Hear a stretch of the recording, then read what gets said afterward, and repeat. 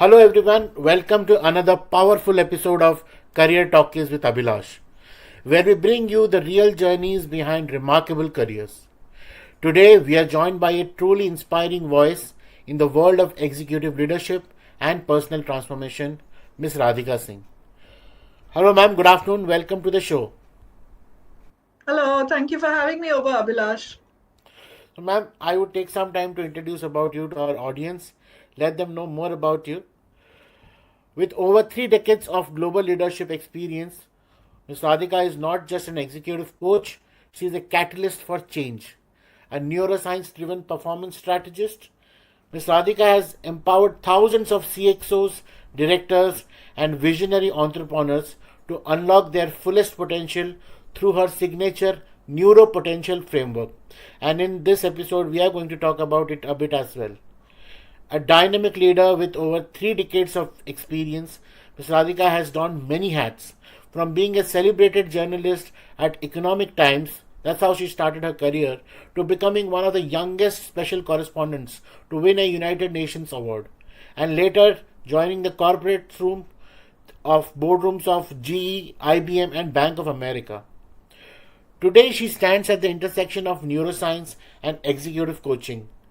Through her pioneering neuropotential framework, she has helped thousands of CXOs and professionals unlock their true leadership essence in an increasingly complex AI driven world.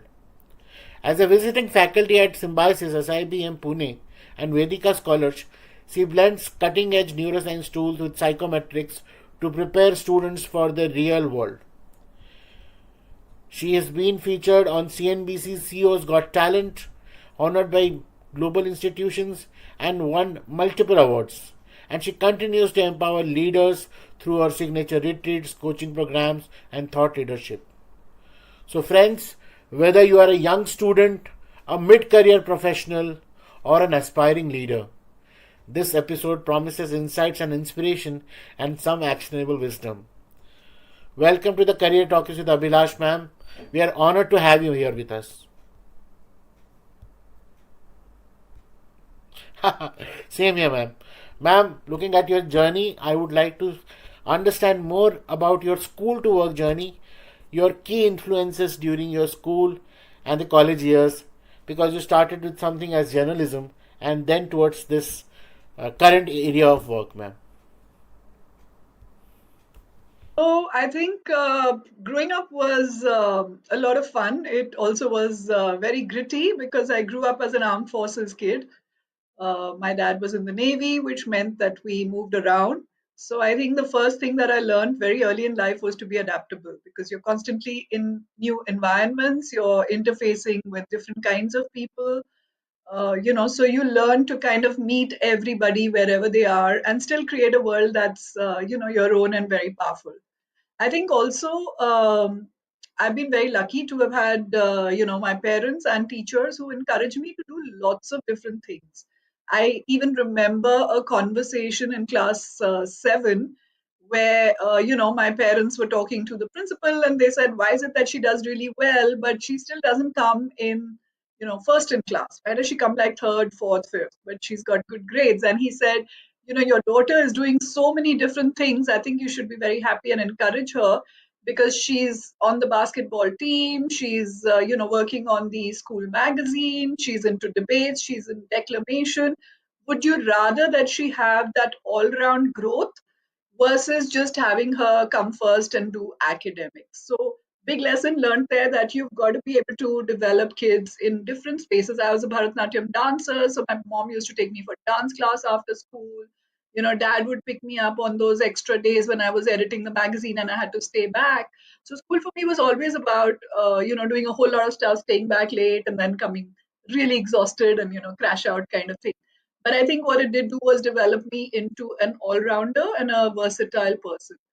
So yeah, I studied the life sciences in my undergrad, then did a mass comm because a friend was going for the exam and we wanted to hang out together. So I went and did the mass communication exam with her. She ended up becoming an economist, and I ended up doing mass comm. So that's how I ended up in journalism. I always was very passionate about science. So I wanted to be a science correspondent, and the Economic Times was perfect sort of a launch pad to do that. And I loved my 7.5 years there, learned a lot of different things, got moved into a lot of different beats, got exposed very early in life to, politicians and bureaucrats and holding your own, talking to, scientists and CEOs and everybody. So I think, again, there was no fear of hierarchies and, people in power and all of that, because you spoke to them as an equal. And I always learned that I have my area of expertise and they have theirs. And as curious as I can be to learn about what theirs is, that's how much, I'll be able to succeed. So yeah, I did that. And then that's how, I was there for 8.5 years actually in journalism, and then got headhunted by GE because I was Was not there yet any dilemma 30. in the And career you chose? Like, for example, you said journalism. You did something in school as well, so you were exposed to multiple activities in school. yes, I did. That I means you did could have also multiple choose. activities. You could have chosen many other career as well, because with your, like, as a dancer, as a, you had a lot of exposure. But in journalism, it still binds you in one side of your, maybe, potential. So Right. was there any dilemma during your work, because again it was a very high profile work, and as you So I mentioned, wanted to be a and doctor, Abhilash. I actually wanted to okay, be a doctor. And I took my pre-med exams, as did all of my, okay, class, because we were like the bio section, as they right, said in right. school. So So I wanted to bio, hear math, this actually. physics, chemistry. Yes, we all had to do engineering or medicine, and I was kind of all primed to do medicine, because I think back then everybody, that's what careers were about. It was about taking science or non, Right, science, right. commerce was new, and then it was about, okay, are you going to become a doctor or an engineer, or go into arts, which was kind of like not even a cool thing, but I think that's really where the world is moving now. So liberal arts is like the most happening thing now. So therefore, the writing was kind of like, okay, it's nice that you edit the magazine, it's great that you're a music A, it's fantastic that you're a Bharatanatyam dancer, but what's your career going to be, what's going to be like your work life? And so it was quite a shock. I didn't make it through my medical pre-med exams. I missed it by a few grades. That was the first year of the All India exam. And I ended up saying, I'm not going to do this again. If I haven't got through, it's not for me, which was weird when I think back. But my friends did take the exam the next year. I didn't.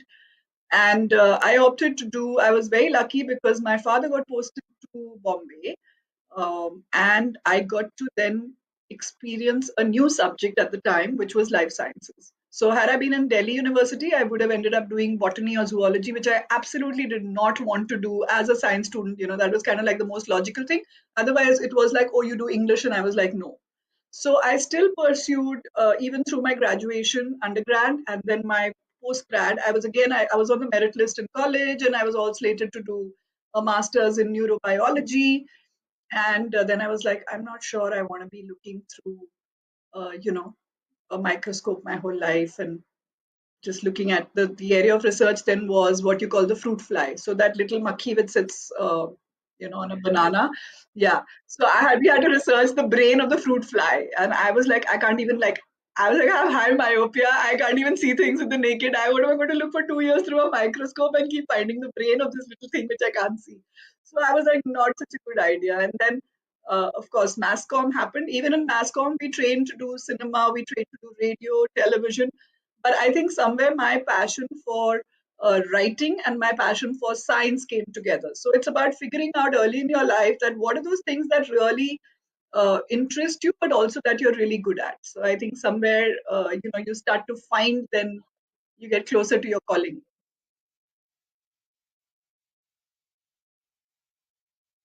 Yes, yes, yes, Rooms. I think your passion for science and the knowledge which you have gained with multiple exposure to various activities in a young time must have led you to create or think about such kind of because it sounds very scientific.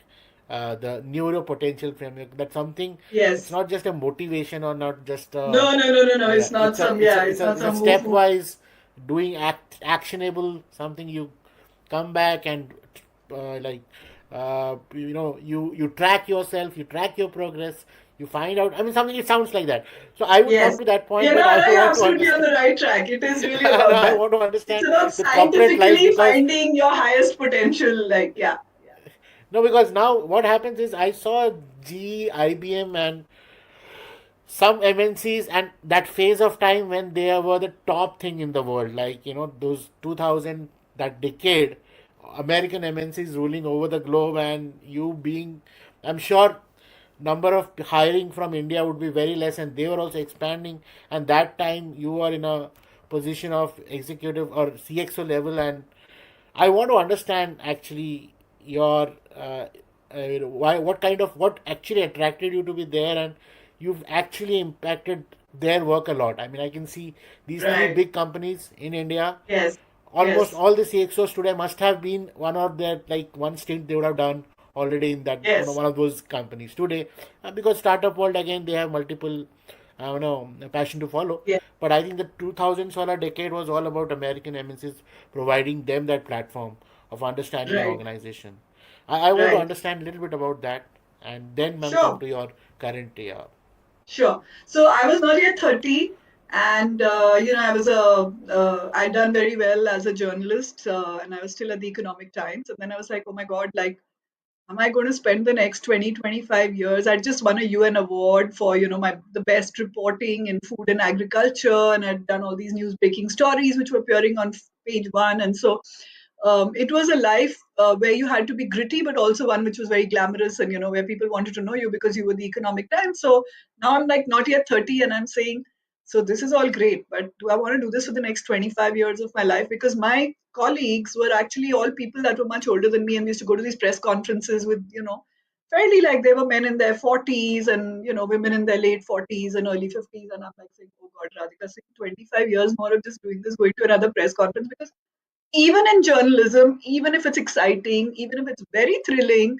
it is a great profession to be in. The fact is, after a point how to get your page one stories. You know that the next two are going to go on page three. You know that the rest of the stories for the week will go inside somewhere into the newspaper and be buried there. So there's a formula even to that, I think. And somewhere I felt that I wasn't really still at my full potential. So I was like, this is great, but I think I've cracked the formula and I'm doing well. And I don't know that I want to keep doing that. So inside me, there was this thing to do something different. I didn't know at that point, Abhilash, in all honesty, what was that different thing that I was going to do. I had been pretty rebellious about not doing an MBA, not following that whole track, because in our time, the MBA was this very cool thing to do after your undergrad, regardless of whether you were science, arts, or commerce, you had to do an MBA to cap it. Even if you were an engineer, and people are still doing that, and I keep telling them, please don't waste so many years. They are all engineer MBAs these days. It's kind of like the favorite thing for people to hire. But the fact is that there is no, like, what is it that you really learn there? So I was like, oh, I'm not an MBA, so corporate world is out. And then GE was amazing because GE was looking for people with a journalistic background, with an editorial bent of mind, because there was a new profession coming into the world called instructional design.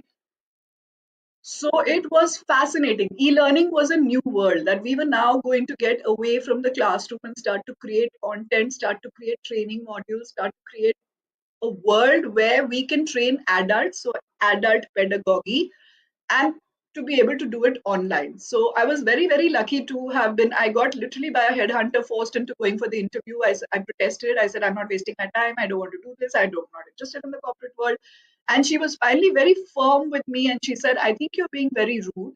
All I'm saying is asking you to go for the interview. It's not a big deal. You don't want to do it. You say no at the end of it. But I think it's polite now because I've asked you so many times and set it up for you that you should go. So that's how I ended up going to the GE interview.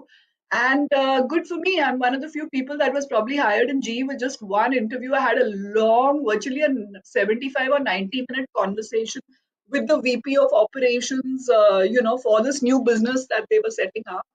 And that was it. I was kind of like told, okay, you should come on and you'll be great. And I was assigned the medical systems team. So again, my love for science, because I'd been talking about being a science correspondent to them and everything. So I got to be part of a team, and very quickly, in less than 6 months, I was heading the team for GE Medical Systems and designing all of the learning and training for, right from these MRI scanners to CT scanners to all of the equipment that GE makes, which was pretty much all over the world. GE was like ranked either number one or number two as a player in this medical equipment space. So we were designing the training for that, for doctors, nurses, for field engineers, for users of that equipment and everything. So it was a great place to start. And then again, G is that place which really nourishes you if you are good at what you do. So they see your potential and they're great at building leaders. So I was very lucky to start there because very quickly they pushed me into, doing my train the trainer kind of courses. I'd done Six Sigma. They said you can't do Six Sigma for non-manufacturing. So I'm the first person that actually ran a project and got certified for Six Sigma on a services, project over there. So it was great place to learn. I was then consulting, so they would send me off into their different businesses all over the US. So very glamorous life, but hard work, long hours, and a lot of learning. They had 100 of us locked into a room. That's how GE would build leaders into a hotel for virtually a week. And we had people that were the best from all over the world come to train us on everything from presence, from how to, make presentations, from how to speak, to how to do strategy, to how to understand finances. They really kind of upskill you phenomenally. So that was way beyond what a college education could have given me.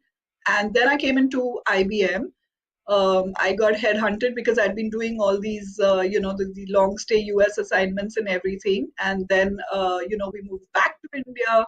I lived in London for a year and we came back here and I came into Bangalore. And again, I was on this trip of, I don't want to have to work, 24/7. G has been very exhausting. I don't want to do HR.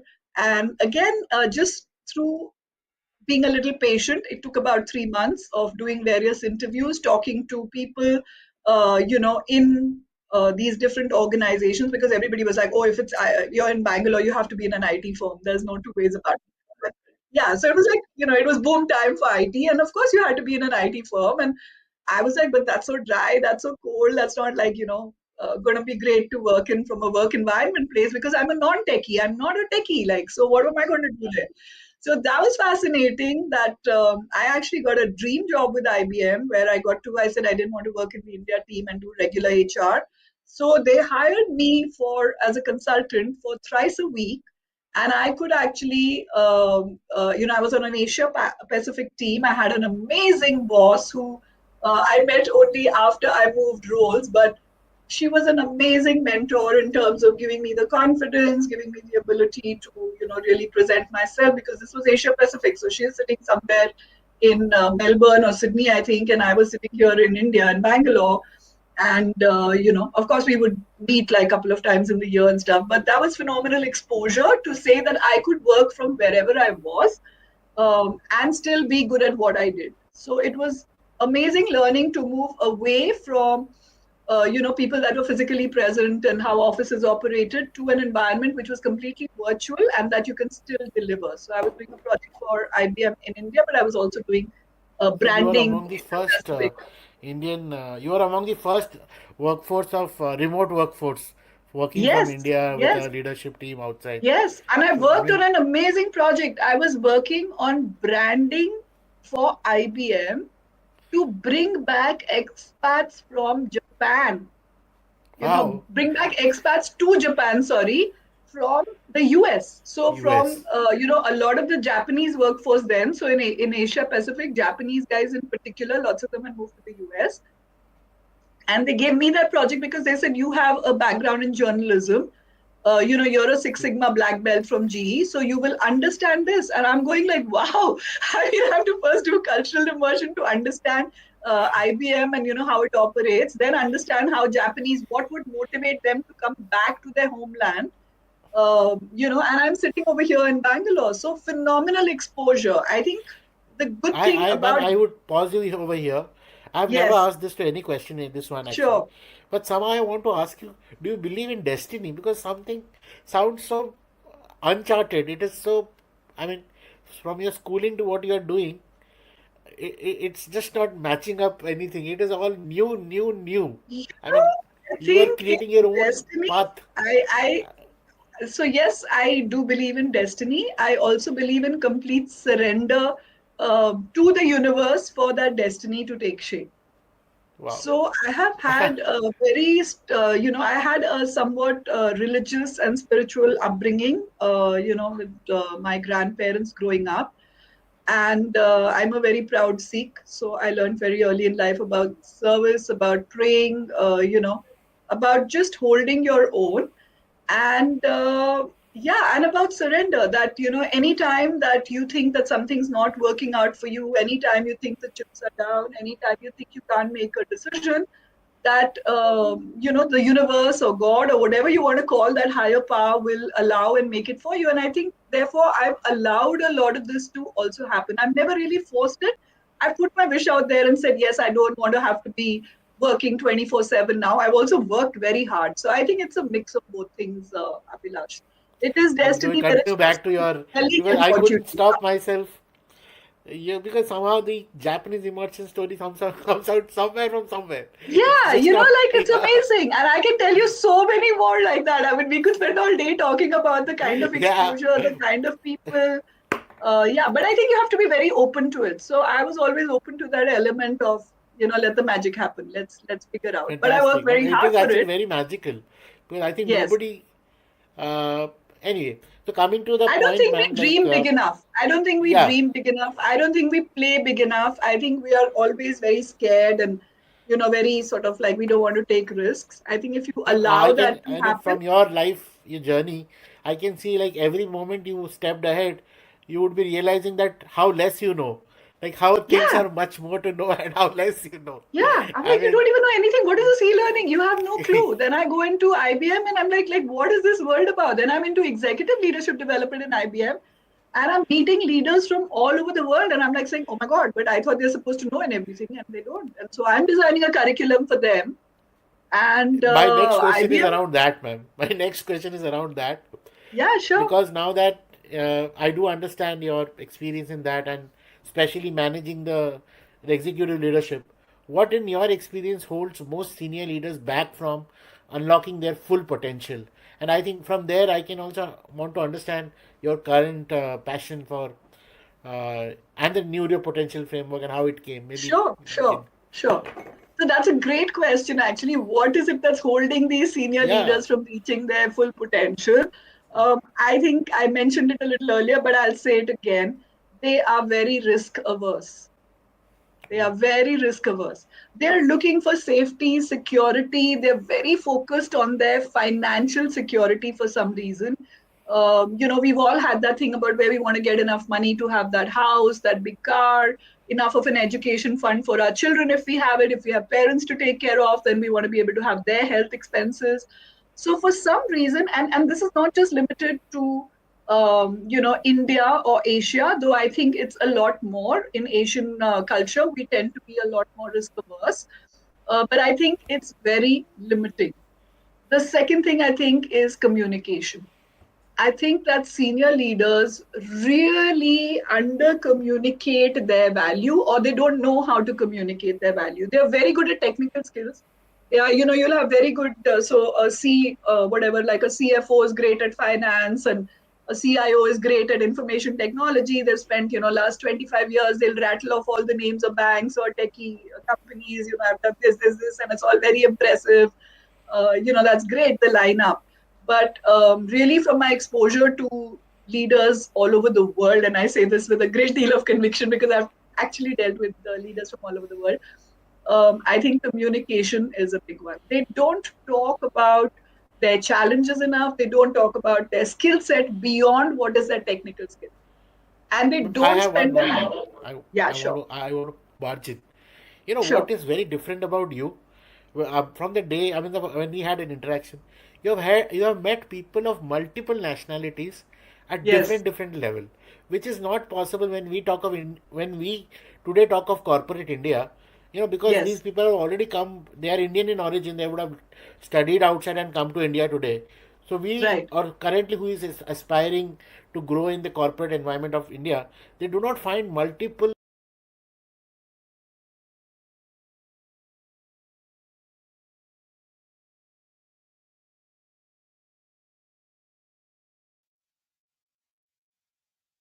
Yeah, because I chose those experiences. I just chose them. I had no hesitation in someone telling me to work with Japanese or with Chinese, or I come across a lot of young Indians who'll say, but I won't understand the language, but they're sending me, the company sending me for 6 months, but what will I do about khana?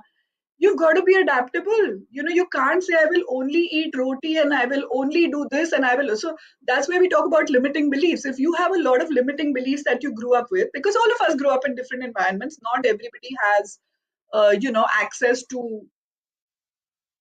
Yeah, thank you.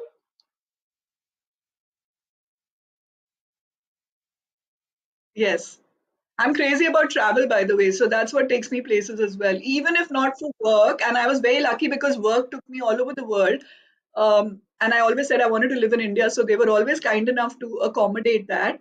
But I travel a lot.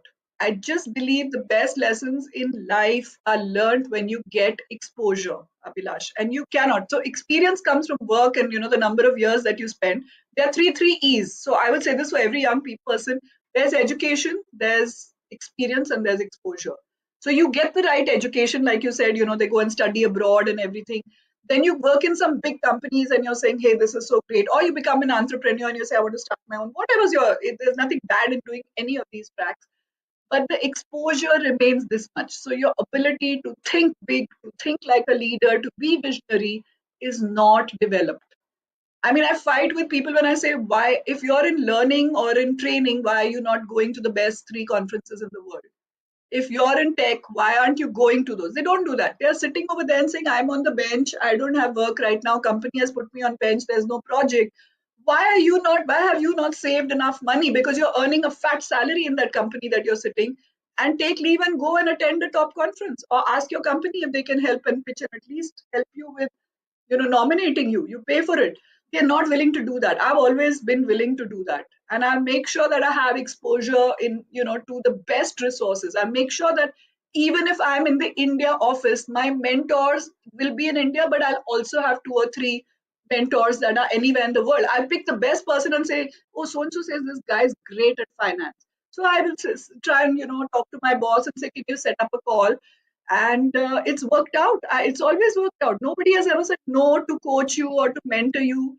And once you get that exposure, your confidence just goes like zoop, because now you have somebody who's head of strategy, somebody who's top notch in finance, telling you the ropes. Nobody ever who's a senior leader will stop you from learning. We don't become those leaders because we don't aspire to that level of learning. I have talked to any number of young people. They have no network. Their network is my friends at work and the guys in the Internal team. I know my network. boss is very nice. Yeah. That's not how you My next grow. question That's was not how about you this. grow. My next question is about You- mid-professional. People feel stuck in career, out of purpose, and this. And you actually answered it before even I could answer or question you on that. The net people do not have the understanding of network and to reach out to the people and in fact take the first step. That's what I can Yes. understand from your experience. So build And I think networks, this one. travel, and take sabbaticals, take breaks, take gap years. I say this to every young person: every 7 odd years, you must take a break. See if you need to upskill, see if you just need to travel, see if you just need a hobby or something to rewire your brain to get yourself back into the best shape that you are, because you're stressed out, you have no idea, you're not even thinking.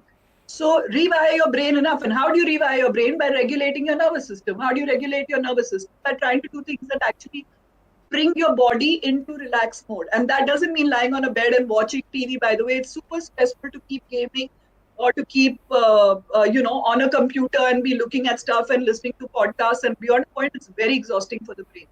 You've got to get out in nature, you've got to travel, you've got to try new foods, you've got to try a new hobby, play an instrument, do whatever, but do it in a relaxed environment, and pick up new One courses, takeaway. upskill. Just getting that good education when you graduated and you did a post grad and you got a master's is not good enough.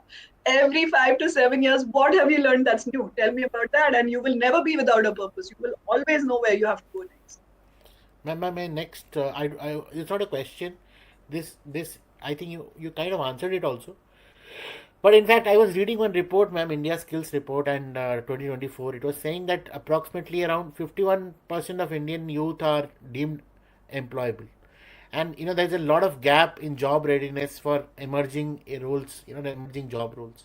Yes. And as you mentioned that reinventing, or maybe 7 years they should look around it, people do not have such idea. And the people who are at 40s, or people who have already there in industry, are finding themselves out of job due to this AI and technology insertion in the job readiness. Mm-hmm. Mm-hmm. So with this, ma'am, like this two condition: one is young entering people trying to enter and becoming employable, and second is people who are already in the system in the mid career, finding it very tough to adjust to the new emerging demands of the job. Yes. What, as a leadership coach and as a professional who has seen multiple, various transition, change, especially change management, what is your thought about it, ma'am? I would want to understand, and kind of I want you to help them out, some clues to Yes. have some brain running and create a next step for them. What is your I do thought that on that? one on one, but I'd love to do it through your career talkies because I think we'll reach a lot more people. And I know that young adults, as also mid career ones, hate me when I say this, but I'm going to say it anyway.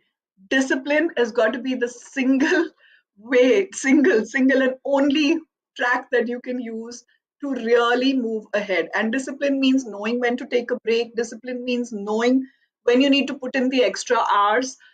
Discipline means knowing when to slow down and when to fast track your career. These are things which people just don't pay attention. They're mindlessly in a company waiting and suddenly saying, "Oh no, my skills are not relevant anymore because they've changed whatever they're using by way of technology." It's really about, did you realize that you needed to fast track and upskill at that moment? Did you realize that you need to take a break? So to my earlier point of when to take that career break or sabbatical, when is that course that you need to do? What are you getting better at? If you've gotten better at technical skills, then how focused are you on your development as a manager? So you are most likely rejected as a team lead or a manager because you don't have those other skills, because now your technical skills won't get you beyond a certain point. So are you building your communication? Are you building your problem solving ability? Do you know how to build a network in an organization? I actually have a fantastic series on LinkedIn that I've done, which is just for mid career people who can't afford expensive coaches and all that, because it's not possible for everybody to get a personal coach. But there were 10 10 sort of pieces to that whole project that I worked on, and people loved it because I was just talking to them about how do you actually go about. So I was telling them in real terms how to actually go about building your communication skills, that you need to have this network thing that we talked about earlier. Communication is the single reason they don't end up telling their bosses or their senior leaders what they're good at and where they might like to try a new role. They want to try a new role, but they have no skill in that. They've not built up their ability to learn or be considered for that role. They are not open to moving locations or actually go. They're very fixated in, I want to go here because my friend went. That's not a good reason to want to go. You might want to go there because a particular technology is really evolved in that part of the world and you want to learn it, or there's a project which you're aspiring for and you absolutely should go there. Your reasons need to be correct. And I can't stress enough how much networking helps. So being at those conferences, having mentors, having coaches, not everybody, and it's very easy to say, I'm not senior, so I won't get. My company doesn't get. You can get access to people. Why won't you put it on your calendar that once a week you will talk to somebody who has a skill, that you don't have, that you want to learn? And even if five guys say no, five will say yes. That's 5 calls in a month. That's a lot. You've learned a lot from that. Why won't you sit and make notes from when you talk to these people? So a lot of people say, "Oh, I've done that. I spoke to someone," but there's no retention, there's no recall because they didn't write anything or practice it. If you don't do something different after you've learned from someone, it's not going to help you. So you are going to have to learn implementing it in your own life, because now no teacher is going to come and tell you, your parents are not going to tell you, you're old enough, so you're going to have to reparent, reteach yourself to start implementing those things in a way that's very advanced. And they do it with their own children, they'll do it with their parents, they don't do it with themselves for some very strange reason. So it's as simple and practical as that. Yeah. My next question will, it is, I mean, don't judge me over here, but then there's a lot of women work. I mean, in today's generation, women leadership is coming up in India, in Indian Yes. environment, but still there are potential women leaders who find it very difficult to navigate their career in finding a leadership role in their own existing organization. And now you Yes. call it as a petty politics of the organization, or however it is.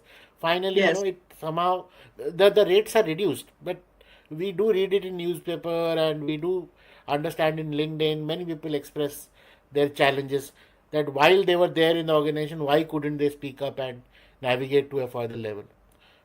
Yes. I'm not generalizing it, but especially I find that where the talented leadership of women, it should not, leadership should not be biased by women or male, because it's for the organization. But somehow the burden comes out to women in Indian MNCs. What is your piece of advice, or maybe what mantra would you say? Because I feel you are a firebrand and you would have done differently things that I can see, and everybody can feel that energy when watching this episode. But that doesn't happen for many young potential I think I'm very women. So, comfortable being a woman. I learned very early and the hard way that to be, to wear the pants to be a man was going to probably get me the right promotions and everything and everything. It was good because I was in that whole thing of I have to achieve, I have to, get that next thing. I was never in the rat race. So one of my favorite quotes is, uh, the rat race is over. The rats are won, and I'm not a rat. With no offense meant to any men or any of that, but I think both men and women, there is a whole set of people, both men and women, who are stuck in that. So I think one, yeah, you have right. to step away from that. Okay, women, our role is to nurture. I think we bring beautiful qualities to leadership. We don't end up demonstrating them, and if we do, a lot of us have grown up in environments in the workplace which were not supportive. So it is very important to be able to align with leadership that respects, or to work for brands where women are respected, where women are given that equal opportunity. Very lucky for me that GE, IBM, Bank of America, and I always say they were American multinationals, not by, I didn't plan it that way. It wasn't by any design. It just happened by default that I got those. They are phenomenal and they're leading the way in terms of the fact that a woman can do any job that a man. It's not even a thing, like we don't even think about it that way. I don't think about Right, like, right. why did I get selected or somebody else didn't. It's purely on merit and the work that you do.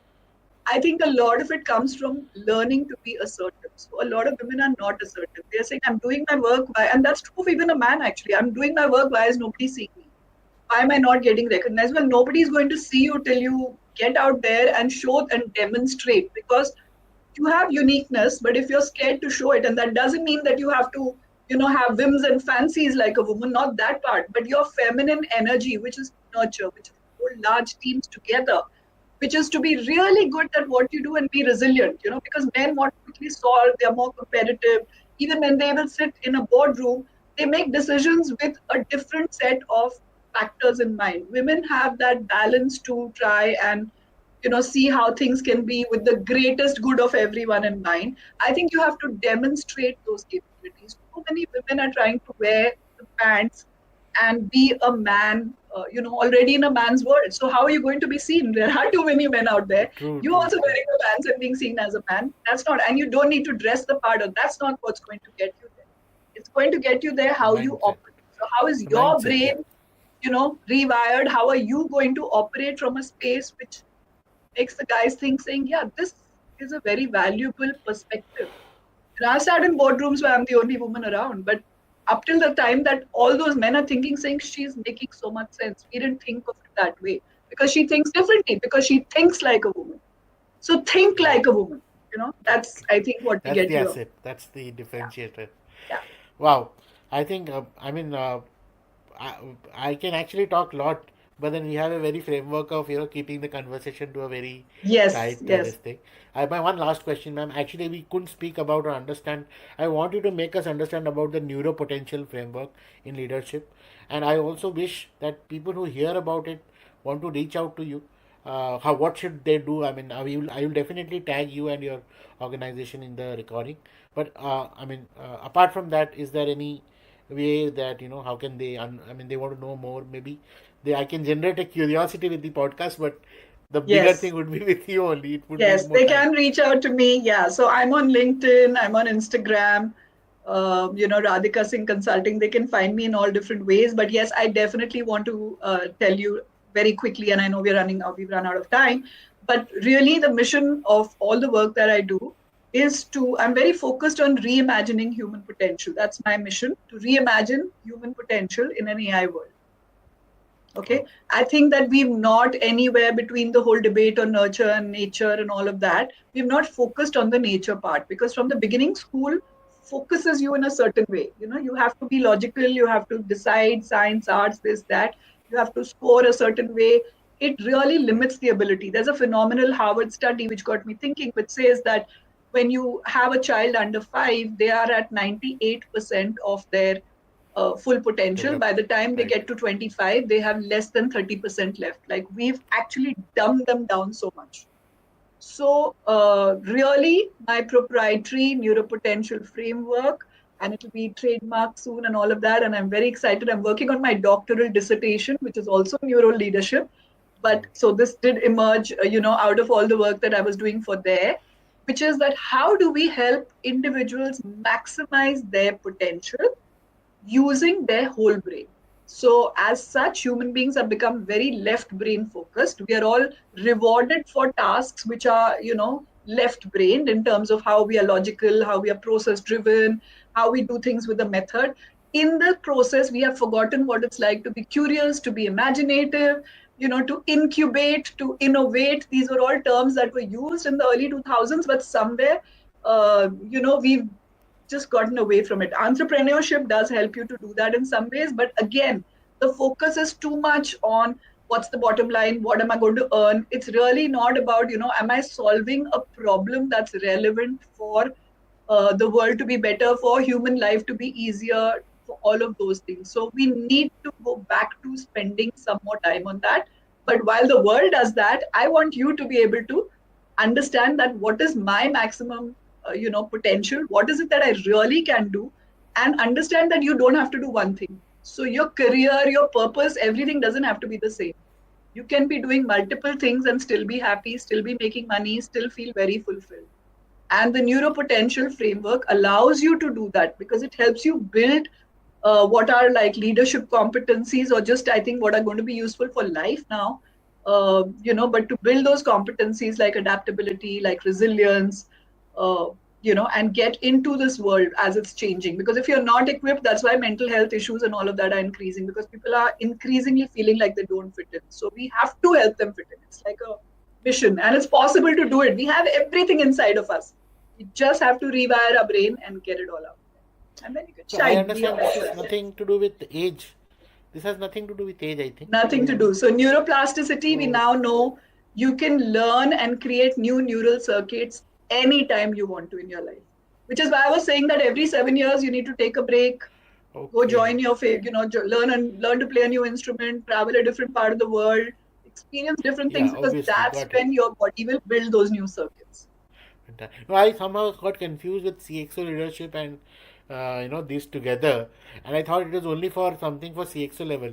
But now that It is I for, have I'm focusing on CXO level, but I have a beautiful the biometric utilities, genetic intelligence test that I want to use for young adults. So I'm going to try and get that out to schools, so that at the beginning of your career as well, you can figure wow, out all of your potential. So we build it at a later stage, but at least become aware of all the different things that you can do. And there's this phenomenal genetic intelligence test where we map your, each finger in your hand to a lobe of the brain. And like I said, 98% your pure potential. Every human being is, regardless of, your age and what you wow. do So currently. this is, I think, something great for the schools, and I'll definitely circulate it among the uh, school leadership network Yeah, so they as should well. definitely reach Yeah, out to me if they want to explore that. That is, yeah. and that's I the think, yeah, basis of because finding your neuro potential. Yeah. yeah, one thing is that at school level they do focus on both side of the brain activity, much more. Not really. They are still all using computers, and they have an Yeah, I activity, mean, but yeah, it's not I telling mean, the child how to the use it. comparison to the process-driven professional work. Yeah, you I have to was about to understand say that like, when you play music and you play those notes, that it's actually building your ability to play, be good at a sport, or be good at computers. They don't have those linkages. They don't understand how that works.